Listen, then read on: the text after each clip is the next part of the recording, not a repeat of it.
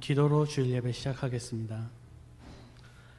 사랑하신 하나님 아버지시여 감사합니다. 오늘 우리가 주일날 또 한 자리에 모여서 주님께 찬양하고 예배 드릴 수 있는 이 자리 허락해 주시면 감사합니다.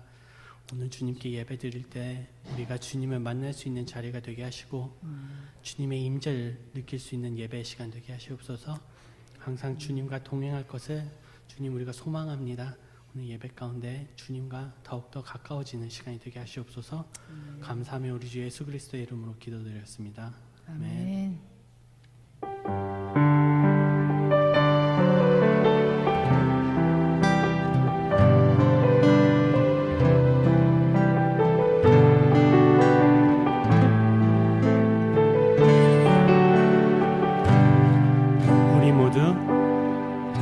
우리 모두 예배하는 자 되어 온전히 영과 진리로 주를 예배하자.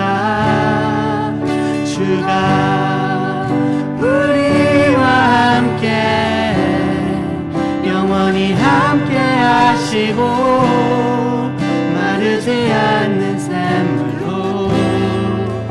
우리 채우시니 우리 모두 예배하는 자 되어 온전히 영과 진리로 주를 예배하자.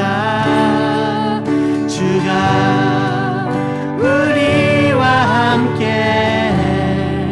영원히 함께 하시고 마르지 않는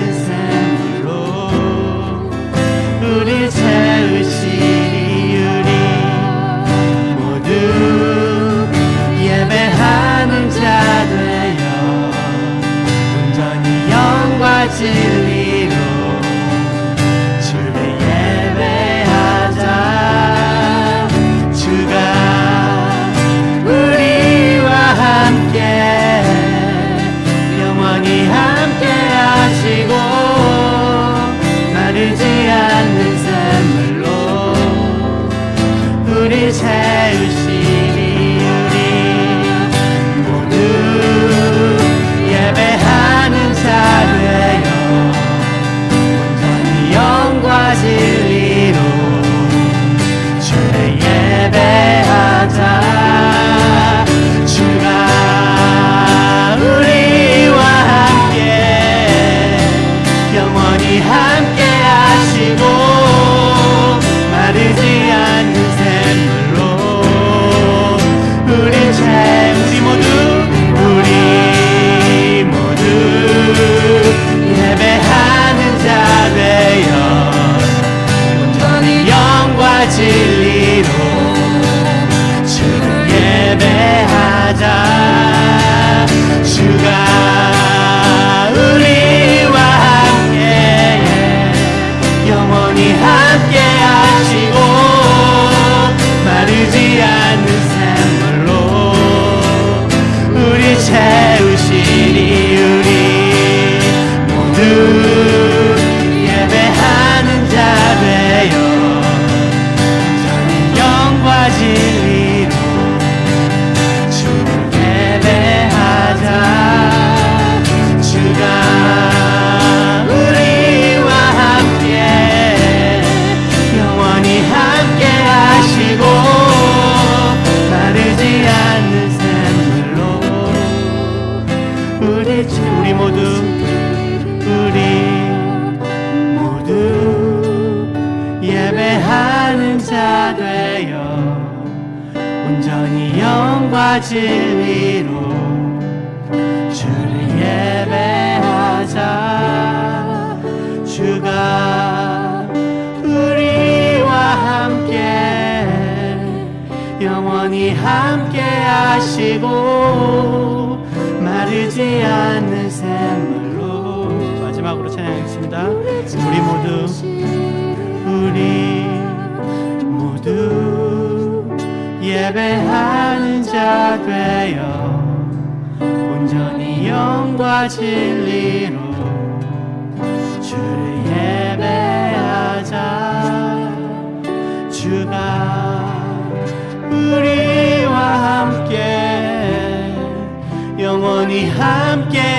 하시고 마르지 않는 샘물로 우리 채우시리라.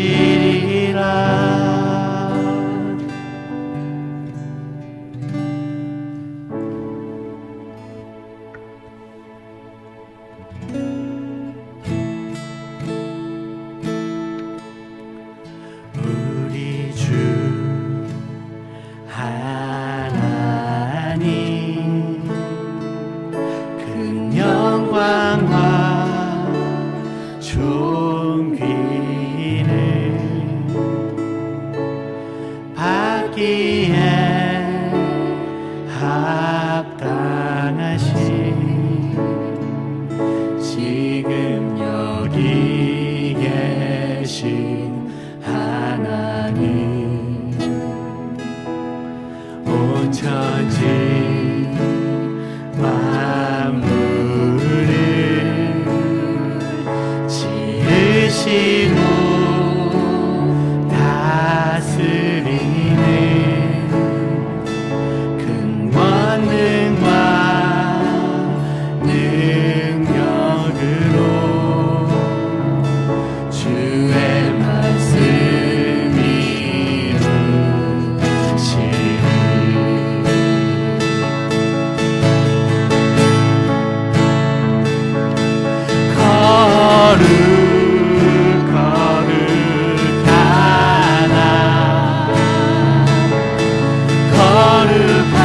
거룩하나 주 하나님, 전능하신 이여 하나님 나라 임하네. 주인 자실 때 주인 제 하실 때 모든 만물 경배하리. 모든 권세 물러가네. 오셔서 다스리소서.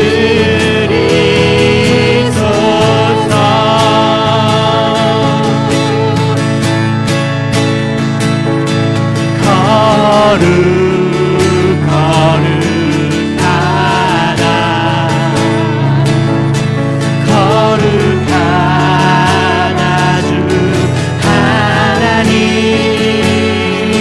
곧 전능하신 이여 하나님 나라 임하. 거룩하다.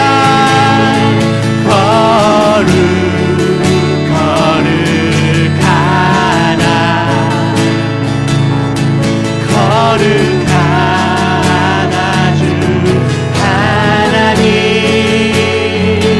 곧 전능하신 이여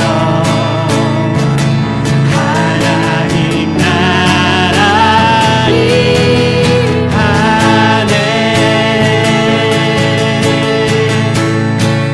어제도 계셨고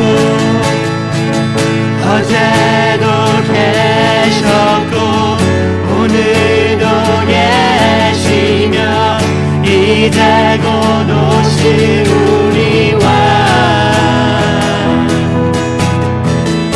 어제도 계셨고 오늘도 계시며 이제 곧 오실 우리와 어제도 계셨고 계셨고 오늘도 계시며 이제 곧 오시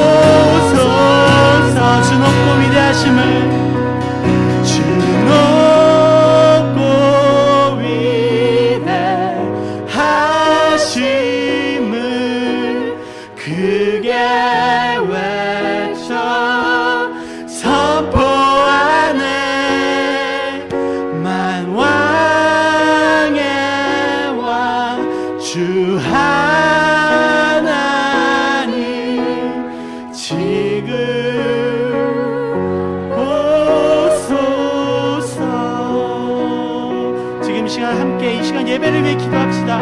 주님 이 자리에 임재하실 주님을 우리가 기대합니다. 주님 예배 가운데 함께 하실 주님을 우리가 찾습니다. 이 시간 함께 기도하겠습니다.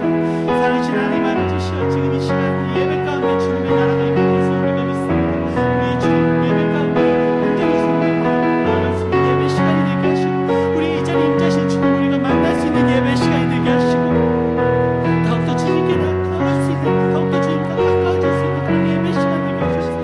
예배 가운데 함께 하실 주님 우리가 찬양하고 있습니다. 주님 우리가 믿습니다. 주님 찬양합니다. 이 자리에 함께 하실 주님 찬양합니다. 주님 예배 가운데 함께 하셔서 임재하시옵소서. 주님 나라 이 자리에 임할 수 있는 그런 예배 시간 되게 하소서. 온전히 우리가 주님만 바라보고 주님만 나아갈 수 있는 그런 삶 살아가는 부족한 예배 가운데 우리가 주님과 만날 수 있는 예배 시간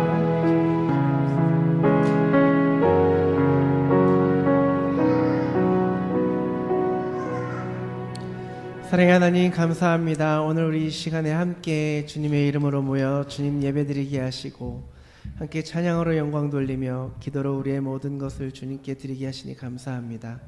우리의 예배를 받아주시는 주님, 우리가 이 시간 주님께 신령과 진정으로 예배드릴 때에 마르지 않는 샘물로 우리를 채워주시옵시고 목마르지 않게 하시고 우리 안에 기쁨이 샘솟으며 성령님과 동행하는 그러한 복된 삶을 살 수 있도록 주님 축복하여 주시옵소서. 모든 말씀 감사드리며 예수 그리스도 이름으로 기도드렸습니다. 아멘. 할렐루야. 이 시간 오신 여러분들 주님의 이름으로 사랑하고 축복합니다. 우리 교회에 더욱더 하나님께서 주시는 은혜가 날로 넘치기를 축복합니다.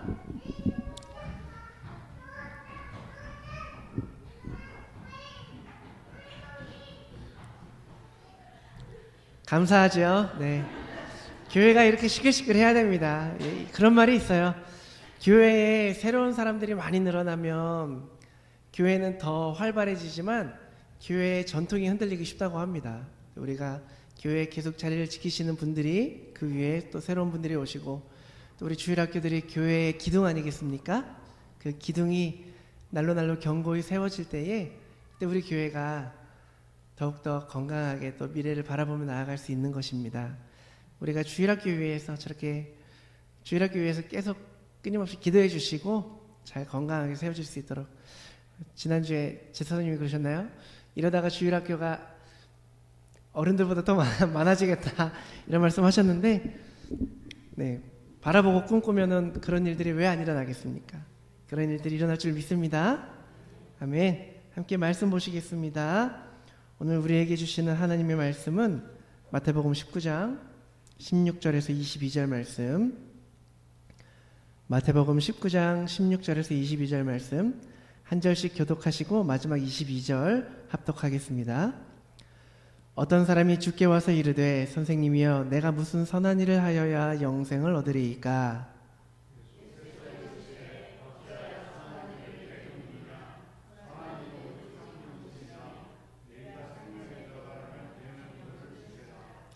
이르되 어느 계명이오니까? 예수께서 이르시되 살인하지 말라, 간음하지 말라, 도둑질하지 말라, 거짓 증언하지 말라.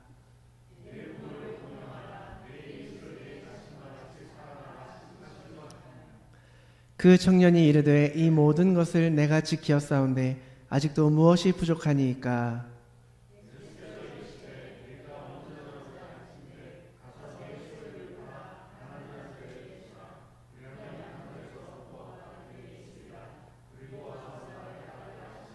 합독하시겠습니다. 그 청년이 재물이 많으므로 이 말씀을 듣고 근심하며 가니라. 아멘. 오늘은 이제 여러분 잘 아시는 부자 청년에 대한 얘기입니다.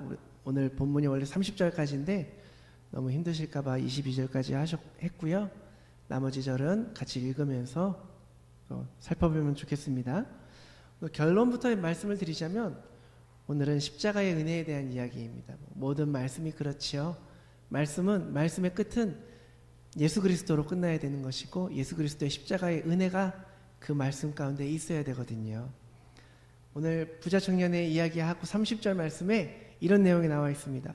먼저 된 자가 나중되고 나중된 자가 먼저 된 자, 이런 얘기가 있죠. 이게 뭐냐면요, 하나님의 은혜를 아는 것에는 순서가 없다라는 겁니다. 처음 사람이, 나중 온 사람이 내가 먼저 왔으니까 은혜 먼저 받아야 돼? 아니라는 거죠. 순서가 없다라는 거죠. 그래서 복이 있다라는 거죠. 그래서 이러면서 이제 마태복음 20장에 여러분 또 잘 아시는 포도원, 그 품꾼, 품삯에 대한 아침에 와서 일하는 사람과 늦게 끝나기 1시간 전에 온 사람이 똑같은 품삯을 받아가지고 가는 그런 이야기로 계속 연결이 되어 있는 것이 오늘의 이 본문입니다. 이제 은혜라는 것이 이 주제 19장과 20장에 이어져서 연결이 되는데, 이제 은혜 그 주제에 다 묶여져 있는 겁니다. 그런데 이제 성경을 읽다 보면 여러분 어떤 걸 느끼시는지 모르겠지만 우리의 모습을 좀 적나라하게 비춰주는 일종의 거울과도 같지요. 늘 부족하고 모자란 모습을 발견해주게 하지만 참 민망한 순간들도 있지만 결국에는 은혜로 끝나게 되는 거거든요. 그래도 나는 널 사랑한다. 그런 예수님의 음성이 들리는 것이 바로 이 성경인데, 오늘 말씀을 통해서 과연 우리는 우리 안에 평안함이 있는지, 또 예수님께서 우리에게 원하시는 것은 무엇인지를 함께 나눠보면 좋겠습니다. 오늘 이야기의 시작은 어떤 사람이 질문하는 걸로 시작을 합니다. 이제 본문에서는 어떤 사람이라고 얘기가 나오는데, 누가복음 18장을 보면은 여기서는 이제 어떤 관리라고 얘기가 나와요. 어떤 관리가 물어 이르되 하면서 똑같이 질문을 하지요. 질문하는 사람이 사실 관리가 됐든 뭐가 됐든 중요하지 않습니다. 근데 이 사람은 어떤 사람이었냐? 지금 어느 정도 명예도 있는 사람이었고 지위도 있고 또 재물도 있었던 그러한 사람이라는 거죠. 다 가지고 있는 사람이에요. 부족한 것 없는 사람입니다. 그런데 이 사람이 지금 영적인 것에도 관심을 가지고 있다라는 거죠. 이제 본문을 어떤 시각으로 바라보느냐에 따라서 조금 차이가 나기는 하겠지만, 중요한 것은 지금 이 사람이 예수님 앞에 나와서 평소에 자기가 궁금해하던 것을 질문을 하고 있는 겁니다. 내가 무슨 선한 일을 하여야 영생을 얻으리까 물어보고 있습니다. 이 질문의 맥락이 뭡니까? 어떻게 해야 영생 얻을 수 있습니까? 라는 거잖아요. 그런데 단순히 이 질문에서 끝나는 것이 아니고 이 사람이 지금 다 해본 거거든요. 문제는 다 해봐도 영생에 대한 확신이 그 마음에 없다라는 겁니다. 어렵게 생각할 것도 없이 교회 오래 다니신 분들은 아마 잘 아실 겁니다. 우리도 교회 다니면서 할 거 다 하잖아요. 교회 안 빠지고 예배 드리죠. 또 헌금 꼬박꼬박 내죠. 교회 사역 열심히 하죠. 착한 일 많이 합니다. 주위의 칭찬도 듣지요.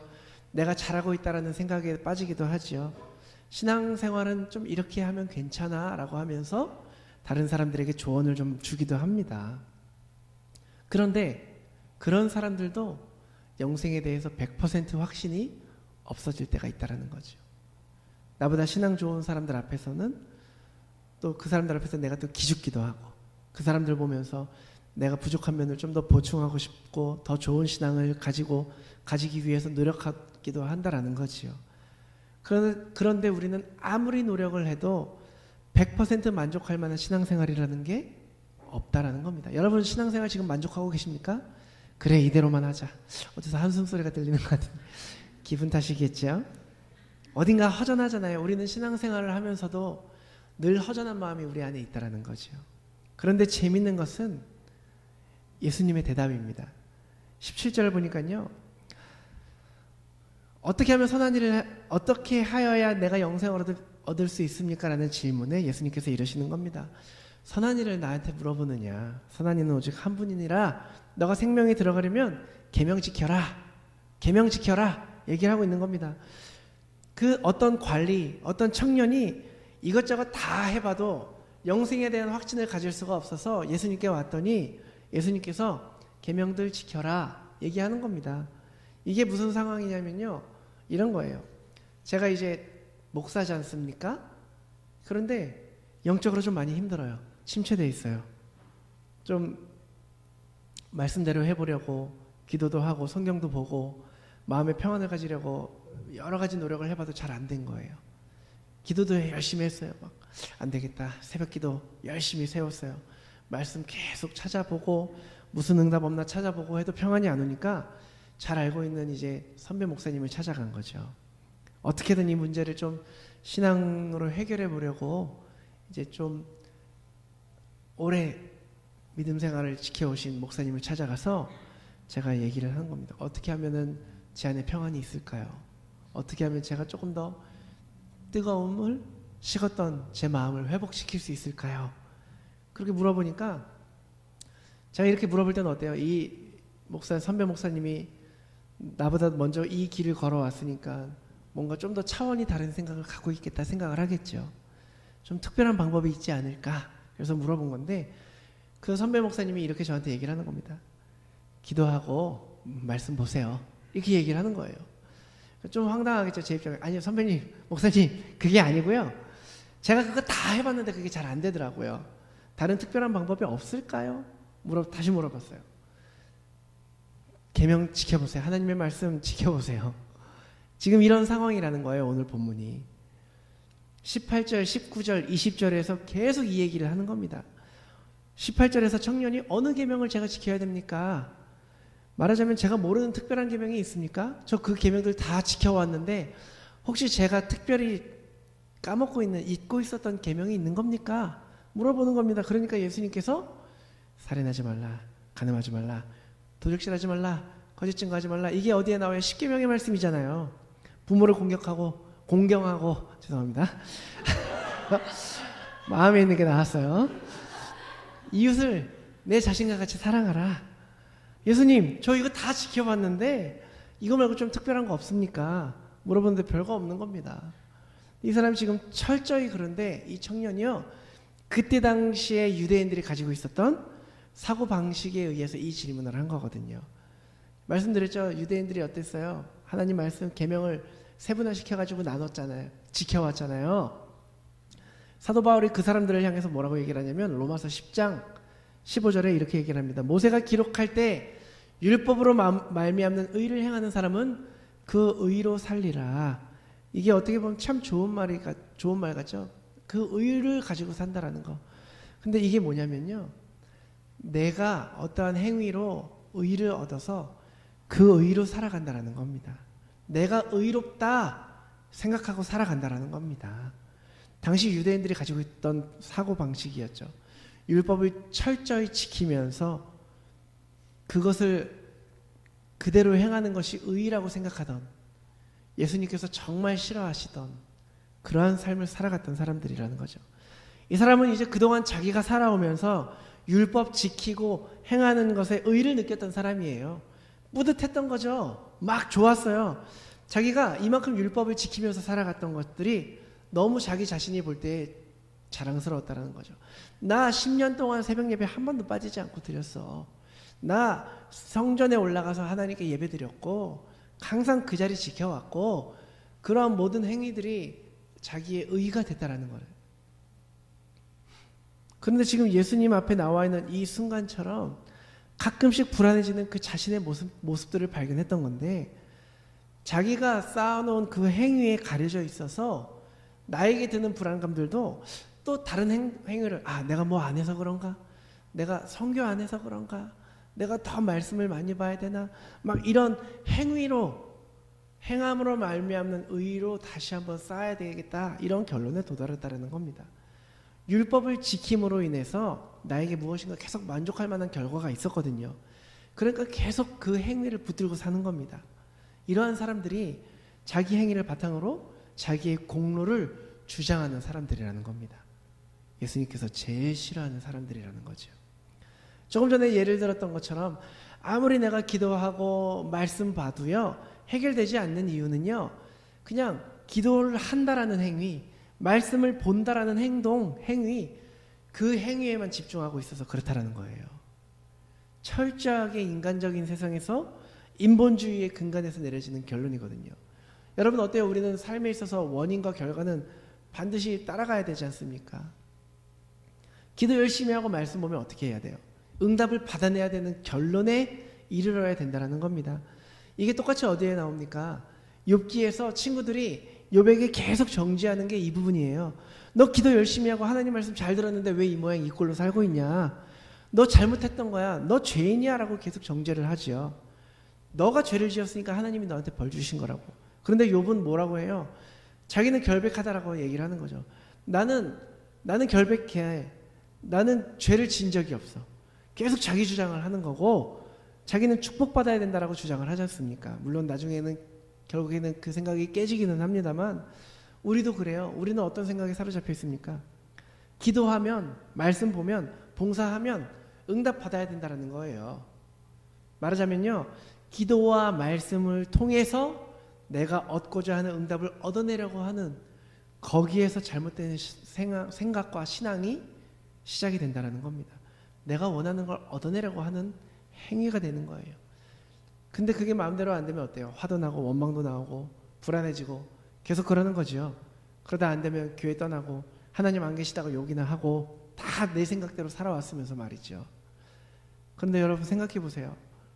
예수님께서 정말로 계명 지키면 영생을 얻을 수 있기 때문에 지키라고 말씀을 하셨을까요? 지금 예수님께서는 반어법으로 얘기하고 계세요. 예수님은 지금 이 사람이 계명 잘 지키고 있다는 것을 분명히 알고 계셨겠죠. 그런데 그 사람에게 다시 계명을 잘 지키라고 얘기를 했던 것은 너 지금 계명들 다 잘 지키고 있는데 왜 여기서 나한테 질문하고 있는지 생각해봐. 너가 왜 여기까지 왔는지를 생각해봐. 이 얘기하고 계시는 거거든요. 가서 계명 다 지켜봐라. 그러나 너의 공로로 지키는 계명이라면 영생 얻지 못한다. 지금 이 말씀하고 계시는 겁니다. 예수님께서 21절에 이렇게 말씀을 하세요. 예수께서 이르시되 네가 온전하고자 할진대 가서 내 소유를 팔아서 가난한 자들에게 주라. 그리하면 하늘에서 보화가 내게 있으리라. 그리고 와서 나를 따르라. 얘기를 합니다. 여기서 이제 소유라는 것은 상징적인 표현이에요. 돈이 되었건 명예가 되었건 내가 본인이 뭔가 가지고 있다라고 생각하는, 가질 수 있다라고 생각하는 그런 사람들의 상태를 얘기를 하는 거거든요. 뭐가 될 수가 있겠죠. 여러분들에게 있어서 중요하게 생각하는 뭐가 될 수가 있겠죠. 이게 뭐냐면 부자된 심령의 상태를 얘기하는 겁니다. 가난한 심령이 아니고. 그래서 이런 부자들에게 너가 가지고 있는 그거 네 거 아니고 네가 없어져야, 너가 가지고 있는 그거 없어져야 가질 수 있는 게 영생이다 라고 말씀하고 계시는 겁니다. 그랬더니 청년이 근심하며 돌아가죠. 재물이 많음으로 이 말씀을 듣고 근심하며가 아니라 자기가 가지고 있었던 소유를 포기할 수 없는 거예요. 포기하면 안 되는 거예요. 왜냐하면 자기 열심히 살았거든요. 쌓아놓은, 그렇게 열심히 피땀 흘려서 살아서 쌓아놓은 게 다 내 거란 말이죠. 그거 가지고 만족하며 기쁨 누리며 살았고 자기가 내세울 만한 것들이 다 거기서 나온 건데 그걸 어떻게 버리겠냐는 거죠. 말도 안 되죠. 못 버려요. 여러분 생각해 보세요. 여러분들이 열심히 기도했습니다. 응답 받았어요. 그 응답 받은 게 뭐가 되었든 얼마나 소중하겠습니까? 하나님이 주신 건데. 그런데 그거 버리라고 하면 여러분 버리실 수 있으시겠어요? 얼마나 황당하고 속상하겠어요. 이 부자 청년도요, 자기가 열심히 살아온 것의 결과물이 재물이었던 거예요. 그게 율법을 지켜서 이루어낸 결과물인데 하나님의 축복인데 그거 어떻게 버리겠냐라는 거죠. 그래서 근심하며 돌아갔다라는 거예요. 그게 자기의 의의라는 겁니다. 하나님께서 아브라함에게 음성을 주셨어요. 아들을 주셨어요. 이 아들을 안 바쳤다면 자기 의에 살았겠죠. 하나님이 주셨다, 그것에 대해서 하나님께 드리지 않았다면 자기의 의대로 살았고 믿음의 사람이 될 수 없었겠죠. 믿음의 조상이 될 수가 없었겠죠. 이 부자 청년은요, 자기의 의의가 있었기 때문에 갈등이 생긴 거예요. 가서 소유 팔아서 가난한 사람에게 나눠줘라. 말씀이 툭 떨어지니까요, 갈등 생깁니다. 이 말씀에 부딪힙니다.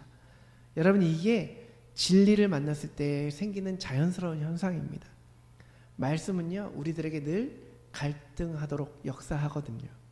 왜냐하면 성경에서도 뭐라고 얘기를 하냐면 계속 내 안에서는 영과 육이 싸우고 세법과 흠법이 싸웁니다. 영과 육 사이에 맨날 전쟁터인데 여러분 영적 전쟁이라고 들어보셨죠? 피부에 와 닿고 계십니까?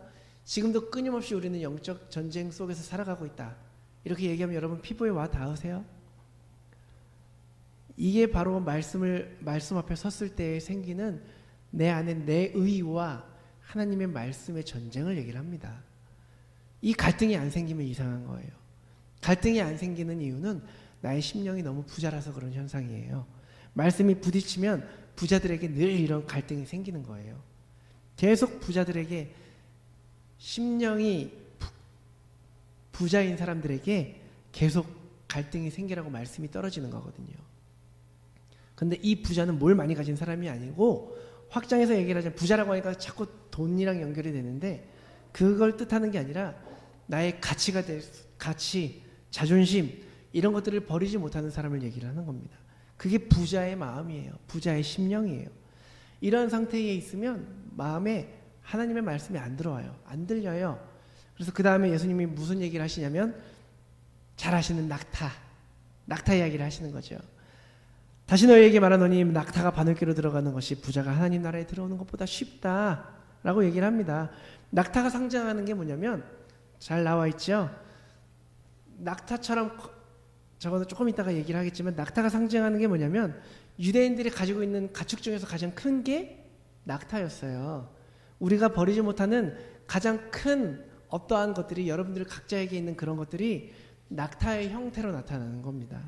우리들이 가진 것 중에 버리지 못하는 거 있잖아요. 그것이 낙타라는 거예요. 우리는 로마서에서 말하는 것처럼 우리의 의로 만족하면서 낙타를 계속 키워갑니다.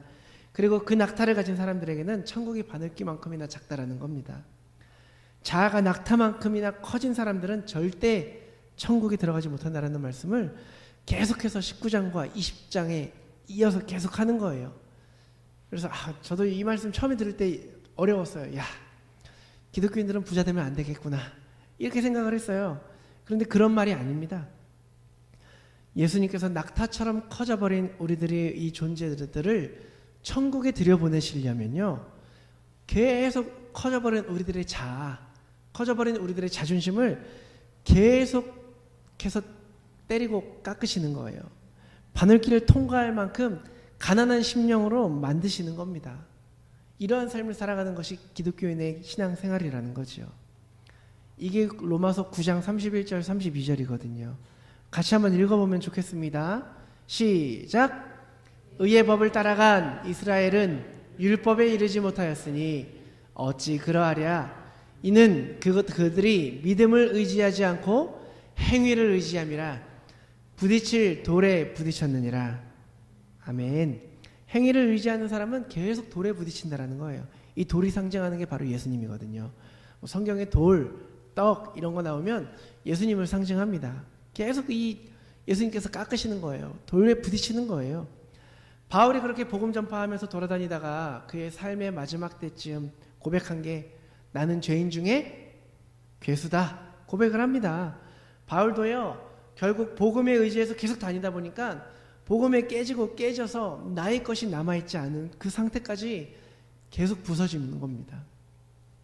그런데 여러분, 요즘 성도님들 사이에서 내가 예수님 만나서 동행해 보니까 내가 정말 죽일 놈이더라, 날마다 난 그거 알게 되겠어, 이런 고백 혹시 들어보셨나요? 여러분 주변에 그런 고백하시는 분들 계시면 열심히 붙어 다니세요. 따라다니세요. 우리들은 잘 되면 잘 될수록, 잘하면 잘할수록 우리의 자아를 높이는 데 익숙해졌어요. 그래서 바울의 고백처럼 나는 날마다 죽노라, 이러한 상태 가기 쉽지 않습니다. 그런데 나를 부정하는 것조차도 나의 힘으로 안 된다는 거죠. 26절에 예수님께서 이렇게 말씀하시잖아요. 사람으로는 할 수 없으나 하나님으로서는 다 할 수 있느니라. 사람은 못하는데 하나님은 하신다. 이제껏 내가 쌓아놓은 것들이요, 내 힘으로 버릴 수 없습니다. 그거 다 내 자식들이에요. 얼마나 예뻐요. 얼마나 그 귀합니까? 내 물건들, 내 자존심. 내 힘으로 못 버려요. 성령님께서 도와주셔야 버릴 수 있습니다. 내 힘으로 버리려고 하면요, 또 다른 부작용 생깁니다. 그런데 부자가 천국에 들어가는 것이 힘들다는 말씀이 여기서 끝나는 것이 아니라 베드로가 또 이런 엉뚱한 질문을 해요. 우리가 모든 것을 버리고 주를 따라 싸운대 우리는 무엇을 얻으리까? 방금 전에 예수님께서 사람은 할 수 없으니 하나님은 할 수 있다라고 얘기를 하는데, 거기다 대고 베드로가 내가 배와 금을 버렸습니다. 나 뭐 얻을 수 있습니까? 라고 얘기를 하는 거예요. 여러분 생각해 보세요. 베드로가 옆에서 지금 예수님과 부자 청년의 대화를 듣고 있는데, 거기서 베드로가 속으로 계속 이런 생각을 했다라는 거죠. 아니 왜 못 버리지? 난 다 버렸는데. 나처럼만 하지. 이런 생각이었다라는 거죠. 가만 보니까 그 청년에 비해서 내가 좀 더 낫다라고 생각을 한 거죠. 그래가지고 예수님 저 배 버리고 금을 버리고 다 가족도 버리고 예수님 따라왔는데 그럼 저희 뭐 얻었습니까? 이게 뭐냐면 베드로는 지금 자기가 가진 것을 다 버리면서 신앙생활을 한 거예요. 그죠? 흔히 이제 여러분 한때 한국에서 바람을 일으켰던 무소유, 그분도 이제 많은 것을 남기고 자녀들에게 주고 가셨지만 진정한 무소유라고는 할 수가 없겠죠. 건물도 있고 땅도 있고 다 막 그러셨지만 이 내가 뭔가를 버리는 그 행위가 예수님으로부터 뭘 얻기 위해서 했다라면 그것조차도 나의 의의가 된다는 거예요. 제가 아까 말씀드렸죠. 내 힘으로 뭔가를 버리려고 하면 부작용 생긴다고. 베드로는 자기 힘으로 버렸다라고 생각을 해왔어요. 그래서 지금 예수님께 이렇게 질문을 하고 있는 겁니다. 이것을 우리는 다른 형태의 부자라고 얘기를 해요. 선한 어떠한 행동을 통해 가지고 영생을 얻으려고 했던 부자 청년과 똑같이 베드로의 마음도 부자였다라는 거예요. 그런 베드로에게 예수님께서 28절 29절에 이렇게 얘기를 하시죠. 뭐 진실로 너희에게 이르노니 세상이 새롭게 되어 인자가 자기 영광을 보좌에 앉을 때에 나를 따르는 너희도 이게 뭐예요? 말세에 예수님 재림하실 때에 너희들 12보좌에 앉아서 이스라엘 12지파를 심판하리라. 집이나 형제나 자매나 부모나 자식이나 전토를 벌인 자마다 여러 배를 받고 영생을 상속한다고 얘기를 합니다. 받을 수 있는 것이 있긴 합니다. 내 힘으로 뭔가를 버렸어도 받을 수 있는 게 있대요. 뭐 12보좌에 앉아 심판도 하고 여러 배를 받고 영생 상속하고. 그런데 이게 다 언제 일어나냐? 미래에, 지금이 아니라 나중에 하나님의 나라에 가게 될 때에 그때 온다는 거예요. 뭘 버려서 영생 얻는 것이 아니고 29절에 말하는 것처럼 내가 가지고 있는 소유물들을 가지고 다 내 이름을 위해서 살면 자연스럽게 자기 소유물들의 가치가 없어진다는 거예요. 그게 뭐냐면요, 뭐 집이나 가족이나 전토 뭐 이런 게 다 나오지 않습니까? 이게 내가 생각하는 가치 있는 것들, 낙타라고 생각하는 것들, 이것을 가치 있게 사용하라는 겁니다. 예수님께서 진짜 다 버리라고 한 게 아니에요. 이거 다 버려라, 버려야지 갈 수 있다라고 얘기하는 게 아니에요. 집도 여러분들에게 주신 거고요. 가족도 다 우리에게 하나님의 사랑을 느끼게 하기 위해서 주신 거예요. 제가 지난번에 사랑에 대해서 말씀드렸잖아요. 땅도 다 주신 건데 우리가 그것을 통해서 잘 섬기고 잘 사용을 해야지. 왜 그걸 버립니까? 그래, 이거는 천국에 갈 수 없어, 버리실 겁니다. 그렇게 버리라는 얘기가 아니라는 거죠. 이 버리라는 게 어떤 뜻이냐면요, 여러분 만약에 제가 서더버리에서 가장 큰 집에 살아요. 그러면 제 기분이 어떨까요? 제 자존심이 좀 올라가겠죠. 제 자존감이 좀 높아지겠죠. 뭐 예를 들어서 여러분들 자녀 중에 정말 막 좋은 대학에 갔어요.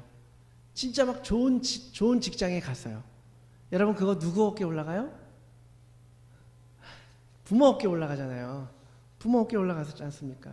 교회에서 부모님들 중에 내 자녀는, 우리 집안은 참 환경이 어렵고 자녀들에게 해준 거 하나 없지만 그래도 내 자녀들은 흔들리지 않고 성경적인 가치관으로 예수님 잘 믿고 갑니다. 뭐 이렇게 자랑하는 부모님 보셨습니까?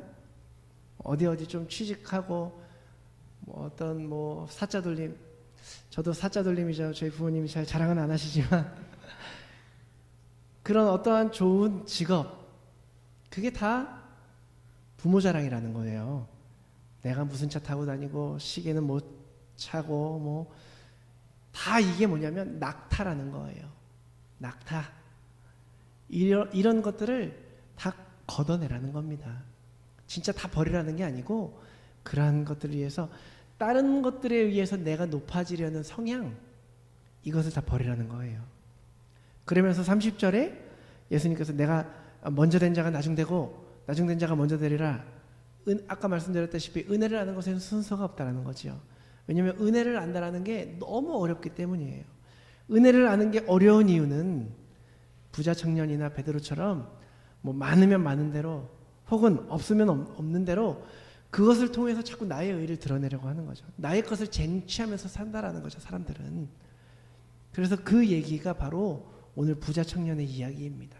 그러면서 우리들의 이야기이기도 하죠. 우리들은 어때요?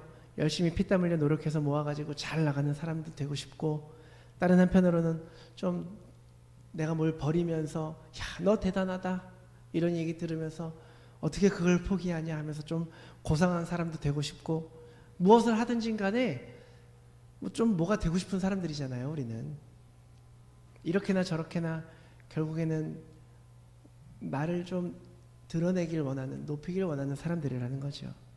그렇게 모으거나 버리는 그러한 행위로 우리들의 자아가 낙타만큼이나 커져 있는 우리들에게 예수님께서는 계속 작아지라고 그렇게 말씀을 하고 계시는 겁니다. 그래서 자꾸 아픈 겁니다. 청춘이라서 아픈 것이 아니라 우리의 자아가 너무 많이 커졌기 때문에 아픈 거예요. 그래서 여러분, 우리의 신앙생활이 끊임없이 힘든 겁니다. 그러나 예수님께서 우리들의 인생에 왜 개입하시는지 그 이유가 명확해지면요, 여러분들 속에 자유가 오게 되고 기쁨이 오게 되는 겁니다. 여러분, 그래서 우리는 예수님 보며 살아야 합니다. 그거밖에 없습니다. 많아도 예수님 안 보면 계속 돌에 부딪히며 깨지며 사는 거고요. 우리가 버리고 없어도 예수님으로 결론이 안 나면 결국에는 문제 생기며 살아가는 겁니다. 예수님 바라보시기를 축복합니다. 여러분, 사순절이 시작이 되었습니다. 사순절 보내는 그 시간들이요, 여러분 자신이나 여러분들이 가진 것이나 여러분들의 환경을 바라보며 살아가는 것이 아니라 그런 나의 의를 드러낼 수 있는 것들을 버리며 예수님을 바라보며 승리하며 나아가시는 그런 귀한 사순절 시간들을 보내시기를 주님의 이름으로 축복합니다. 이 시간에 기도하며 찬양하며 나아가면 좋겠습니다. 주만 바라볼지라, 오늘 제목이 주만 바라볼지라였는데, 우리가 여러분들 신앙생활 하면서 아플 때 있죠. 직장생활, 또 친구와의 관계, 학교생활 하면서 자존심 깎이고 자존심 상하고 속상하고 막 화날 때 있죠.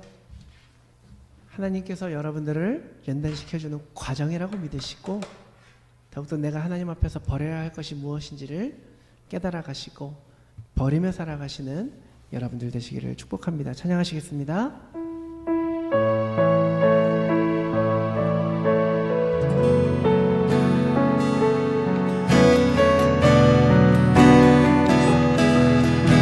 하나님의 사랑을 사모하는 자, 하나님의 사랑을 사모하는 자,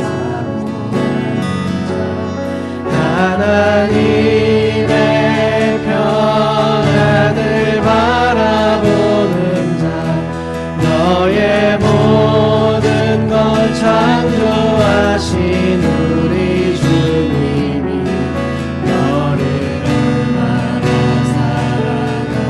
하나님께 찬양과 경배하는 자, 하나님께 찬양과 경배하는 자, 하나님의 선하심을 닮아가는 자, 너의 모든 것 창조하신 우리 주, 너를 자녀 삼으셨네.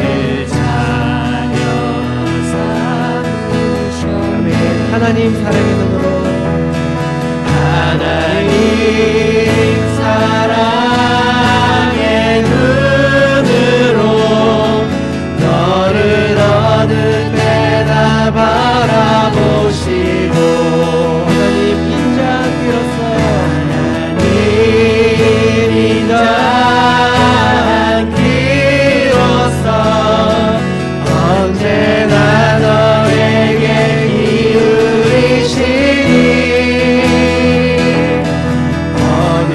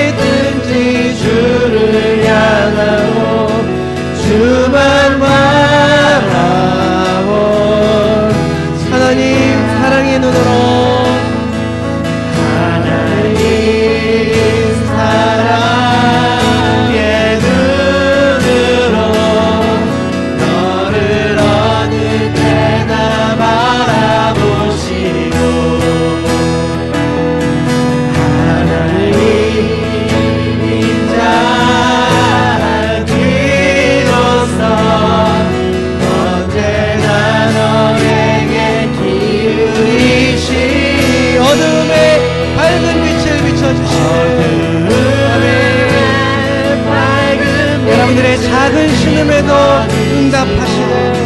너의 작은 신음에도 응답하시니 너는 어느 곳에 있든지 주를 향하고 주만 바라보.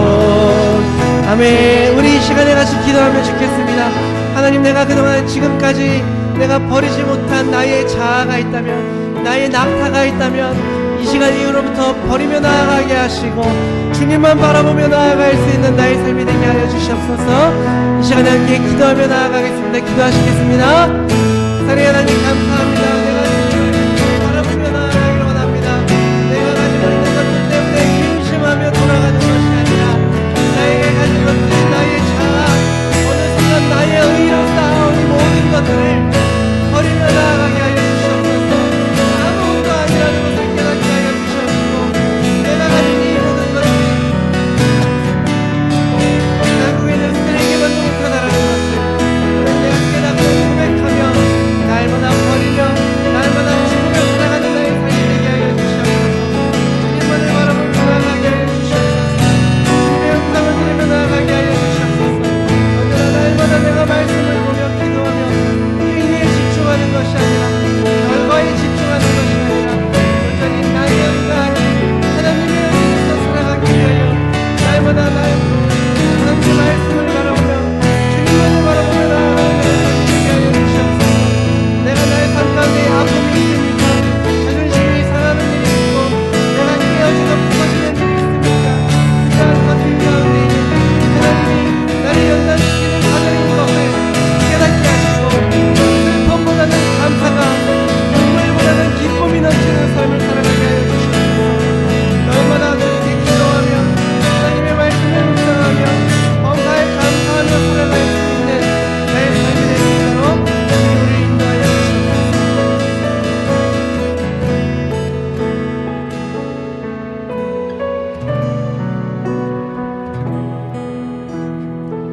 사랑하는 하나님, 감사합니다. 오늘 이 시간 우리가 가진 모든 것들, 나의 의로 쌓아온 모든 것들 내려놓기를 원합니다. 날마다 하나님 앞에 내려놓으며 나아가게 하시고 그 모든 짐들 십자가 앞에 내려놓고 주님께서 주시는 의 가운데에, 기쁨 가운데에, 평안 가운데에 살아갈 수 있는 우리 모두가 될 수 있도록 주님 역사하여 주시옵소서. 우리가 사순절 기간을 맞이하여 하나님의 말씀을 묵상하며 나아가는 동안 각 사람들에게 하나님 깨닫게 하는 은혜가 있게 하여 주시옵시고 하나님을 더욱더 그 말씀을 의지하며 나아갈 수 있는 그러한 복된 삶을 살아갈 수 있는 사순절 기간 될 수 있도록 주님 축복하여 주시옵소서. 모든 말씀 감사드리며 예수 그리스도 이름으로 기도드렸습니다. 아멘. 네, 잠시 광고 말씀드리겠습니다. 광고는 저기 화면을 참고해 주시고요. 저희가 목요일 오후 1시 성경 읽기 모임이 있습니다. 참여하고 싶으신 분들은 교회 이메일로 연락을 주시기 바랍니다. 그냥 같이 모여서 성경을 통독을 소리내서 하는 거거든요. 그러니까 좋은 시간입니다. 현재 이사야서를 읽고 있습니다. 네, 그 다음에 금요기도회는 매주 금요일 오후 7시 15분에 여기 교회 본당에서 있습니다. 그리고 다른 소식은 없고요. 오늘은 예배 후에 저희 이제 지하로 다시 내려가서 친교를 나누도록 하겠습니다. 다른 광고 없으시죠? 네, 목사님 축대 드시고. 오늘 처음 교회 방문하신 분들 환영하고 축복합니다. 함께 또 계속해서 신앙생활 하면 좋겠습니다. 자, 헌금위에서 기도하고 축도로 예배 마치겠습니다. 사랑의 하나님, 감사합니다. 날마다 우리 가운데에 예수님을 우리 마음 가운데, 우리 삶 가운데 보내주시고 날마다 그 돌에 부딪히며 살아갈 수 있게 하여 주시옵소서. 주신 은혜에 감사드립니다. 그 은혜에 감사드리며 우리가 하나님께서 우리에게 주신 것의 일부를 다시 주님께 돌려드립니다. 우리에게서 온 것이 아니라 모든 것이 다 하나님께로부터 온 것임을 고백하며 주님께 드리오니 우리의 고백을 받으시고 들으시고 우리의 마음 가운데에, 삶 가운데에 기쁨과 평안이 찾아오게 하여 주시옵소서. 또한 이 예물 쓰이는 곳마다 하나님의 사랑이 있게 하여 주시옵시고 그리스도의 평강이 그곳에 있게 하여 주시옵소서. 이제는 우리 주 예수 그리스도의 구속의 은혜와 살아계신 하나님의 크신 사랑과 성령님의 감화 감동 충만한 교통하심과 역사하심이 날마다 우리가 쌓아온 모든 것들을 기쁜 마음으로 주님께 내려놓고 가난한 심령으로 살기를 결단하고 소원하는 우리 서드버리 한인교회와 이곳에 모인 모든 이들에게 이제로부터 영원까지 함께 하시기를 축원하옵나이다. 아멘.